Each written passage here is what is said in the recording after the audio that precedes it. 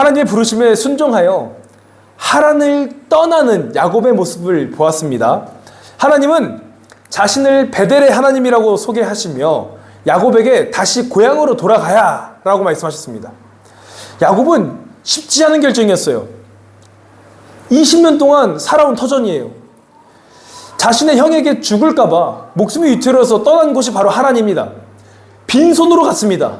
근데 그 하란 땅에서 결혼도 하고 직장도 생겼고 자녀들도 생겼습니다. 제2의 고향과도 같은 편안한 곳입니다. 이제는 조금 안정적으로 가정을 꾸려야 될 야곱에게 하나님은 갑자기 나타나서 떠나라 라고 말씀하시는 거예요. 그때 야곱은 어떻게 했습니까? 떠납니다. 굉장한 믿음입니다. 베델의 약속을 아는 것을 넘어 하나님의 말씀을 아는 것을 넘어 삶으로 살아냈다는 거죠. 이러한 믿음이 여러분들에도 있기를 소망합니다. 하나님의 말씀을 안다면, 깨달았다면 그렇게 사시기를 축복합니다. 오늘 본문을 한번 보겠습니다. 오늘 본문은요, 간단합니다. 우리가 다 같이 읽었지만 아주 유명한 야복강 사건입니다. 야곱은 형 에서를 다시 만나러 가는 길에 하나님과 밤새 씨름하는 장면이 오늘 본문입니다. 그 씨름 가운데 하나님께서 야곱의 허벅지 뼈를 치십니다. 그리고 하나님께서 야곱에게 새로운 이름을 부여하시죠. 그 이름이 뭐다? 아까 우리 송영재가 기도한 것처럼 이스라엘이다. 하나님께서 야곱의 이름을 바꾸시는 장면이 오늘 본문이라는 거예요. 오늘 이 사건은요, 단순히 이름을 바꿨다가 아니에요. 오늘은 조금 더 주의 있게 이 말씀을 보려고 합니다. 하나님께서 야곱이라는 한 사람을 어떻게 변화시켰는지를 보겠습니다. 하나님의 말씀을 순종하여 분명히 길을 떠났습니다. 그런데 하나님 말씀에 순종했다고 모든 문제가 해결될까요? 해결되는 것은 아닙니다. 오히려 더 큰 문제가 야곱 앞에 기다리고 있었습니다. 하나님은 그 야곱에게 그 문제 앞으로 보내십니다. 여러분들 그 문제가 뭐였습니까? 야곱에게 일생일대의 문제 뭐였어요? 에서라는 사람이었습니다. 그 문제 때문에 야곱은 길을 떠난 거지 않습니까? 그런데 시간이 20년이나 흘렀다고 해서 그 에서의 마음이 달라졌을까요? 아니었을 겁니다. 에서는 여전히 그 마음에 야곱을 죽이고자 하는 마음이 있었을 겁니다. 그 분노는 세월이 흐른다고 해서 달라질 게 아니에요. 여전했을 겁니다. 야곱에게 그런 문제는 여전히 남아있었다는 겁니다. 그런데 의아한 것은 하나님께서 돌아가라고 명령하셨다면 에서의 마음도 미리 바꿔 놓았을 수도 있지 않습니까? 그런데 하나님은 그렇게 하지 않으셨다는 겁니다. 야, 야곱아, 내가 너 형 에서 마음을 좀 바꿔놨으니까 야, 아무 걱정하지 마 라고 하지 않았어요. 그냥 떠나라고 하셨습니다. 왜냐하면 하나님께서 지금 먼저 해결하고자 하는 것은 에서가 아니에요. 야곱 스스로의 문제점을 하나님께서는 고치시려고 했다는 겁니다. 지난주 말씀처럼 야곱은 이제 하란을 떠나서 자신의 고향에 남겨진 가족으로 돌아갑니다. 그런데 출발한 지 얼마 안 돼서 한 가지 소식을 듣게 되는데 그 소식은 엄청난 소식이었어요. 우리 본문 말씀 32장 6절 말씀 한번 읽겠습니다.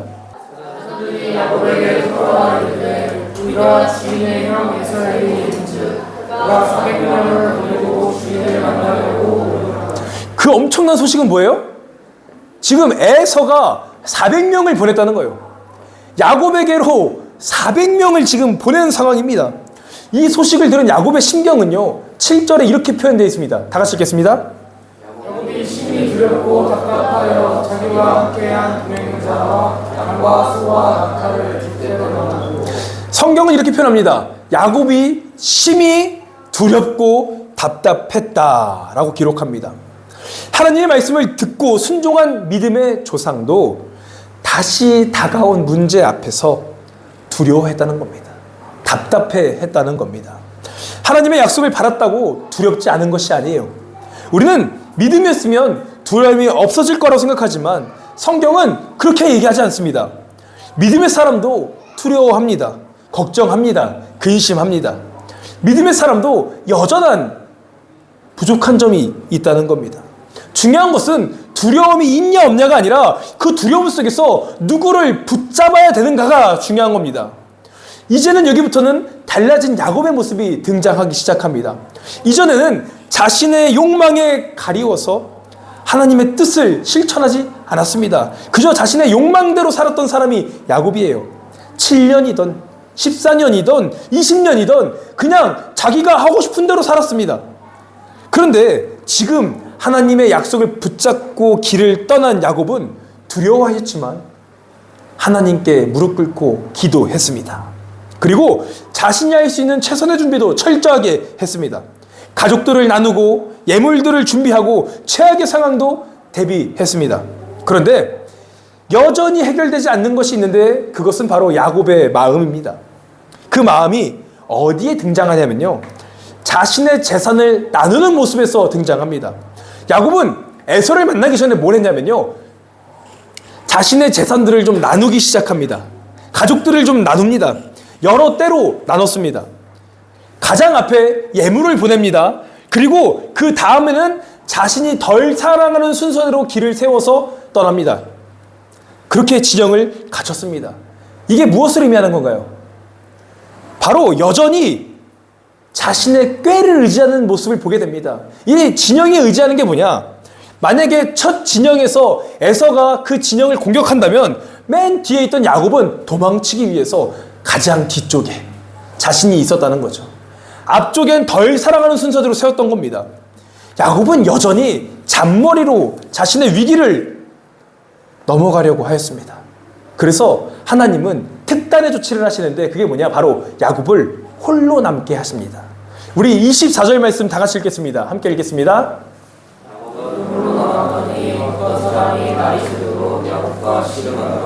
야곱은 홀로 남았더니입니다. 저는 이 말씀이 제게 의미 있게 좀 다가왔습니다. 인생에는 여러분들 반드시 하나님과 단둘이 서야 되는 순간이 있습니다. 그 순간은요, 나 대신 부모도 애인도 친구도 도와줄 수가 없습니다. 목사도 그 순간을 대신할 수가 없습니다. 우리는 모두 때때로 하나님 앞에 홀로 서야 된다는 겁니다. 그 순간을 피할 수 없습니다. 그 시간이 우리에게 필요하기 때문입니다. 하나님은 야곱을 홀로 남게 하신 분명한 이유가 있었습니다. 그동안 야곱은요, 늘 사람을 상대했습니다. 형 에서와 씨름했습니다. 아버지와 씨름하며 살았습니다. 라반과 씨름했고 환경과 상황과 씨름하며 살았습니다. 그런데 하나님은 야곱에게 말씀하시는 겁니다. 이제는 너가 사람과 씨름하지 말고 나와 한번 씨름해보자 라고 하시는 거예요. 우리는 문제만 만나면 사람부터 찾지 않습니까? 누구를 설득할까? 누구에게 도움을 요청할까? 내가 이 어려운 상황에 누구에게 연락을 해야지 이 위기를 도와줄 수 있지? 우리는 늘 사람에게서 해답을 찾으려고 한다는 겁니다. 그런데 하나님은 야곱을 사람에게서 떼어놓으시고 하나님과 함께 1대1로 맞서는 장면이 등장하는 겁니다. 왜냐하면 이번 문제는 사람이 아니라 하나님 앞에서 해결되어야 하는 문제이기 때문이었습니다. 24절의 본문으로 돌아와 보게 되면요, 그날 밤 어떤 사람이 나타나 날이 새도록 야곱과 씨름을 합니다. 우리가 이 말씀을 처음 읽으면요, 뭐야 하나님 야곱과 좀 대등하신데? 비슷하신데? 해볼만한데? 라고 생각할 수 있지만 여러분, 하나님께서 정말 야곱을 이기지 못하셔서 그렇게 밤새도록 씨름하셨을까요? 아닙니다. 하나님은 단 한 번의 순간에 야곱을 무너뜨릴 수 있습니다. 실제로 하나님께서 야곱의 허벅지 뼈를 치시자마자 그는 절뚝거리며 낮아빠지게 됩니다. 오늘 본문에 나타난 이 허벅지 뼈 같은 경우는요, 약간 고관절이라서 합니다. 고관절. 그것이 없으면 사람이 서 있을 수 없는 처지인 거죠. 하나님은 야곱의 팔을 치시지 않았어요. 야곱의 눈을 멀게 하지도 않으셨습니다. 가장 의지했던 힘을 치셨습니다. 혼자 설 수 없게 하시려고. 하나님은 오늘도 우리가 가장 의지하는 것을 만지실 때가 있습니다. 하나님은 야곱과 힘겨루게 하신 게 아니에요. 야곱이 끝까지 붙들고 있던 그것을 내려놓게 하신 겁니다. 자신의 꾀, 자신의 힘, 자신의 능력으로 살았던 야곱을 철저하게 무너뜨리시는 장면이 오늘 본문이라는 겁니다. 생각해보면 지금까지 야곱은요, 자신의 인생을 자신의 뜻대로, 자신의 지혜로, 자신의 노하우로 살아온 인생입니다. 형의 장자권도 어떻게 뺏었습니까? 자신의 지혜로 뺏지 않았습니까? 축복도 자기의 방법으로 받았습니다. 모든 것이 야곱의 머리에 나온 꾀였다는 겁니다.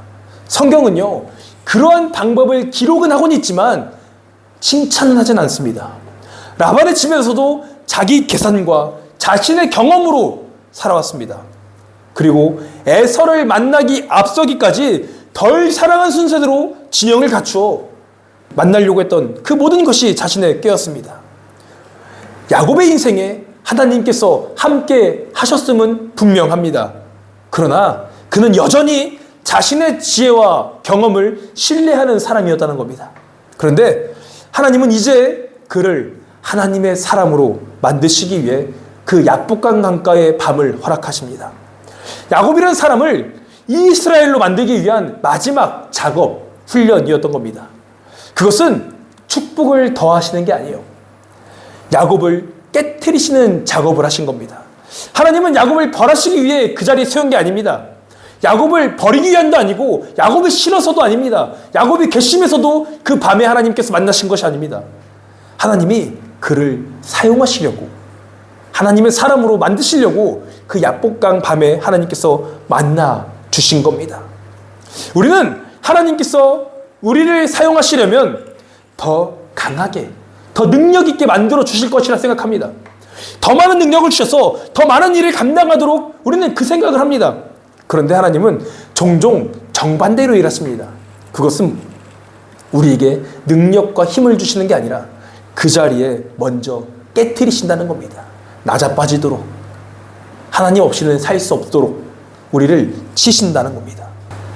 성경에 많은 사람들이 하나님께 사용되기 전에 많은 고난과 위기를 당한 이야기들이 기록되어 있습니다.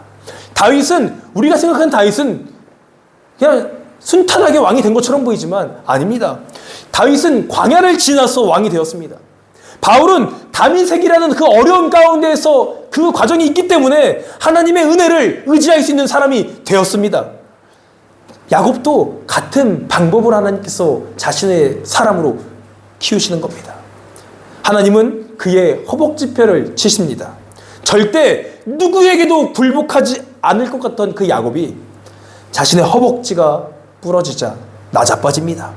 평생 자기 힘을 의지하며 살아왔던 그 야곱이 더 이상 자신의 힘으로 걸을 수조차 없게 되었다는 겁니다. 하나님은 야곱의 허벅지뼈를 치셨지만 사실 그의 허벅지뼈를 치신 게 아니에요. 그의 자아를 치셨습니다. 그의 고집을 치신 겁니다. 허벅지뼈가 부러진 것이 아니라 그의 확신, 그의 고집, 그의 아집이 부러진 순간이었습니다. 그런데 놀라운 것은 자기 힘으로 걸을 수 없는 것을 깨달을 때 야곱은 하나님을 의지하기 시작했다는 겁니다. 야곱이 이렇게 말합니다. 하나님, 당신이 내게 축복하지 않냐면 내가 가지 않겠습니다. 야곱은 원래부터 붙드는 사람이었습니다. 태어날 때부터 형의 발꿈치를 붙잡고 나왔습니다. 살아가면서 장자권을 붙들었고 축복을 붙들었습니다. 자신의 재산을 붙들었습니다. 자신의 지혜를 붙들었습니다. 그런데 그날 밤 야곱은 처음으로 하나님을 붙들게 되었다는 겁니다. 붙드는 대상이 바뀐 겁니다. 이것이 하나님께서 야곱에게 원하셨던 변화였습니다. 다른 것이 아닌 하나님을 붙드는 인생. 여러분들도 그러한 인생이 되기를 소망합니다. 그리고 하나님은 28절에 이렇게 말씀하십니다. 28절 다 같이 읽겠습니다.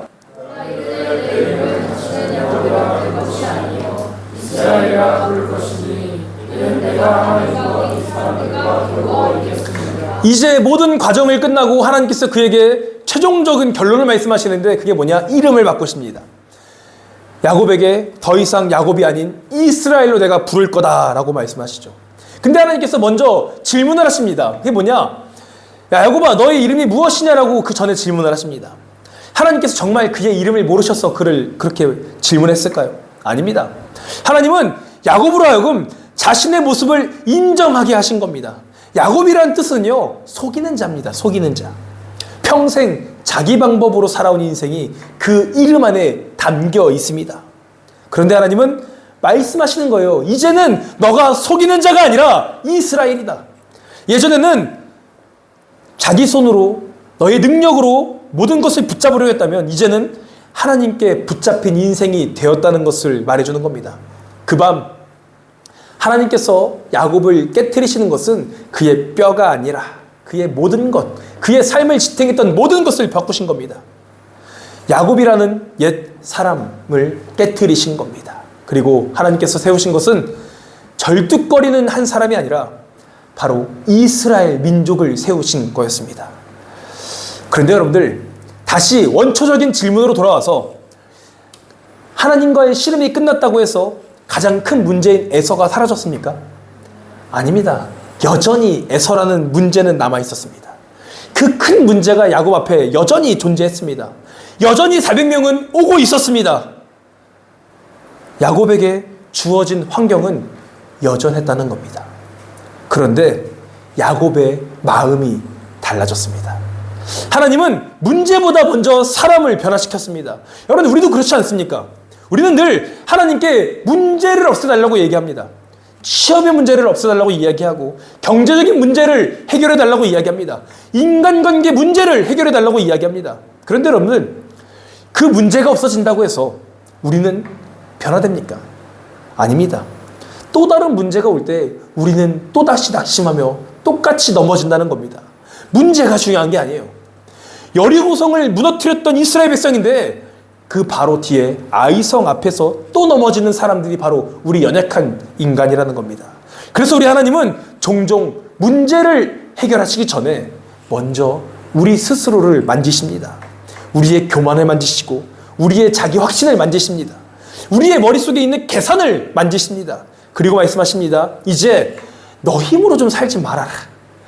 너 능력으로 살지 말고 좀 나를 의지해라.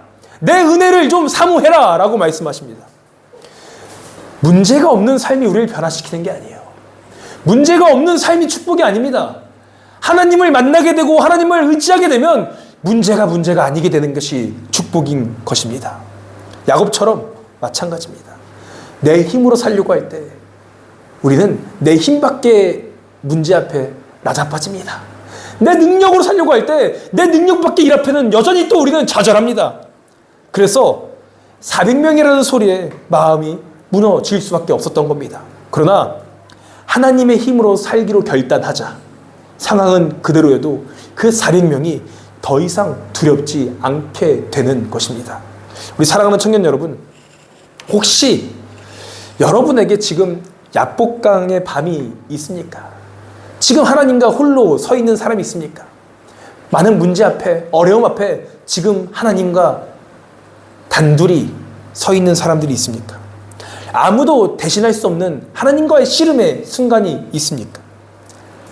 그 시간은요, 하나님께서 여러분들을 싫어서가 아니라, 망하게 하시려고가 아니라, 상처를 주시기 위함이 아니라 여러분들을 사랑하시는 하나님의 마음이 담겨있는 소중한 시간입니다. 왜 나에게 이런 고난을 주십니까? 왜 내게 400명이라는 두려운 대상을 주십니까가 아니라 그 가운데에 하나님을 붙잡으라고 그 위기를 주신 줄 믿으시기를 소망합니다. 여러분들의 삶의 모든 문제들 가운데에 문제가 없는 삶을 바라는 것이 아니라 그 문제 가운데에 함께 하시는 하나님과 동행하는 여러분들이 되시기를 주님의 이름으로 축원합니다. 야곱은 야복강을 건널 때 두 다리로 들어갔지만 나올 때는 절뚝거리며 나왔습니다. 그러나 그날 밤 처음으로 하나님을 의지하는 사람이 되었습니다. 하나님은 우리의 인생을 무너뜨리시기 위해 깨트리시는 분이 아닙니다. 하나님은 우리를 새롭게 세우시기 위해 깨트리시는 분이십니다. 그래서 하나님의 깨트리심은 심판이 아니라 은혜입니다. 여러분들의 삶에 고난이 있다면 하나님의 은혜로 생각하시기를 바랍니다. 하나님께서 우리의 인생에도 허락하시는 씨름의 밤을 통해 내 힘이 아니라 하나님의 은혜를 붙드는 믿음의 사람으로 세워지기를 주님의 이름으로 축복합니다. 여러분들의 삶에 어려움 가운데에 하나님과 씨름하여 여러분들의 삶의 중심이었던 것이 깨지기를 소망합니다. 여러분들의 삶을 지탱하고 있던 그 모든 것들이 깨질 때에 비로소 하나님만이 나타날 수가 있는 겁니다. 여러분들의 물질, 직장, 연애, 결혼 그 모든 기준이 하나님으로 말미암아 깨지고 변화되기를 주님의 이름으로 축복합니다.